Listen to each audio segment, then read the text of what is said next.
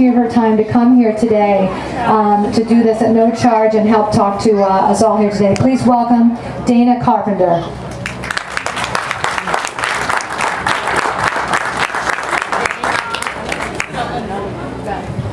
Then we're going to be giving some stuff away, and we're all getting ready. Just because I don't know if we have enough balloons, if you have actually lost a loved one, please take a balloon, and if you would start to write your loved one's name on the balloon, because we will have a moment of silence, and then we're going to be releasing those balloons in memorial of your loved one. So here you go. Thank you, Dana.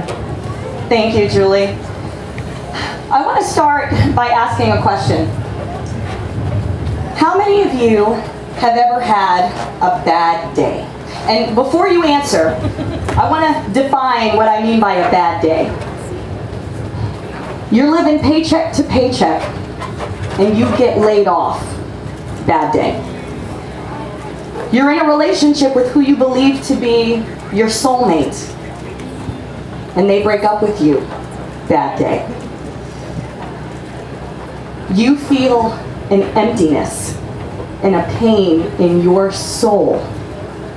Bad day. Anybody? All right, so we've got some things in common. And you know, it's at times like that that we may ask ourselves, who am I and why am I here? And interestingly enough, you know who always seems to have the answer? Kids. And I see all the little munchkins here, but you ask one of them, how many of you have parents of kids that will be only too happy to just voluntarily tell you all about themselves and what they want to be and what they plan to do with themselves? Yeah? Some of them want to be astronauts, some of them want to be policemen. My son, he wanted to be a fire truck. But so, yes. I was like, go ahead, baby, be your fire truck. The kids, they have answers. We need to pay attention to them more. You know, I remember I was 10 years old, and in school we had to write an essay about what we wanted to be when we grew up. And for me that was easy, because since the age of 7, I had wanted to be an actress. So with all of the dramatic flair that only a 10-year-old could muster up, I wrote, I want to be an actress. And if I can't be an actress, then I don't want to be anything at all. I'm telling you, I was so full of drama.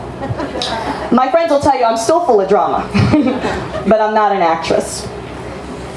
Someone that I counted on told me that I couldn't do it, and I believed them, so I didn't. And what that meant for me was that I was nothing at all. And so as I entered adulthood, I was lost. And like many people, I went searching for myself, and searching through relationships and searching through jobs, and I think within a 15-year period I had 5 different careers. I was a radio broadcaster, I was a paralegal, I was a real estate broker, I was an executive recruiter, I was a wife, I was a mother, I was all these things. The only thing I wasn't was happy. In fact, at one point, I was suicidally unhappy. And it took a while, but I know who I am now.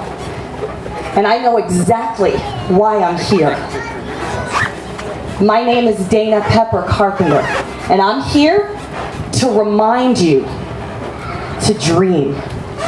Because dreams are the ultimate power of the mind and imagination.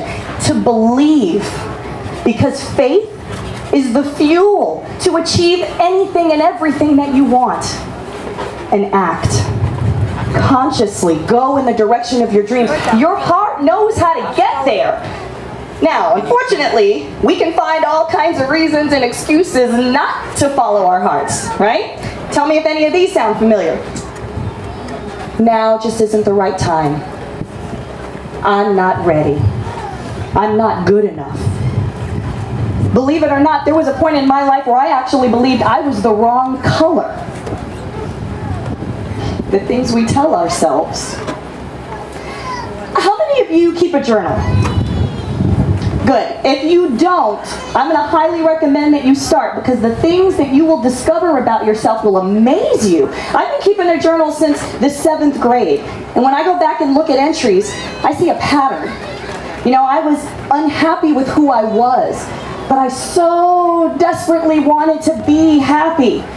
And that's a potentially deadly philosophical standoff, because eventually I found myself wondering if death might just be the best way to finally find some happiness. One Saturday, I was having a bad day.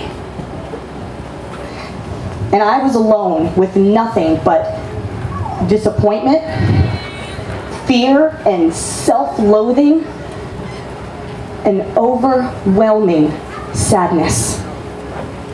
And I was tired.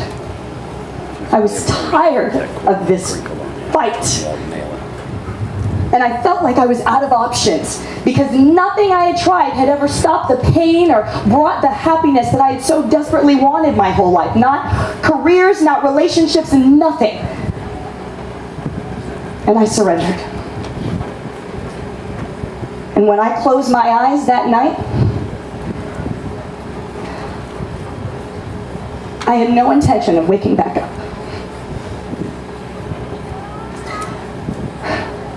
But I did. And when I did, I felt different. And you know, that's the thing about hitting rock bottom. There is nowhere else to go but up. And I remember saying to myself, Dana, if you can wake up, then girl, you can damn sure get up. If you can wake up, you can get up.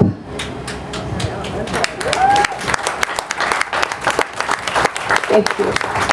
And that's exactly what I did. I got up, I got going, I got busy, and eventually I got happy. But I had to learn that happiness, when it comes to the ultimate happiness, it's a feeling in your heart. But you must be willing to follow your heart, because that's the key. Follow your heart.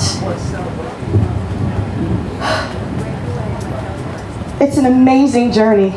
It's an amazing journey. But I'll tell you, one of the defining moments for me, how many of you have kids in your life? And maybe they're not your kids. Maybe they're your grandkids, they're your nieces, your nephews, but you have children in your life that you absolutely love. Yes? Do you remember the first time you saw their face? The very first time, and that overwhelming feeling of love? I will never forget the day that I saw my baby's eyes for the first time. I burst into tears. It was the purest joy I had ever felt in my life, and I feel that every time I look in his face. That feeling lives in me. That feeling lives in all of us. And if you surrender to that, because that's the power of the heart, then you've already made the decision to be happy. Now, just enjoy the journey. Thank you.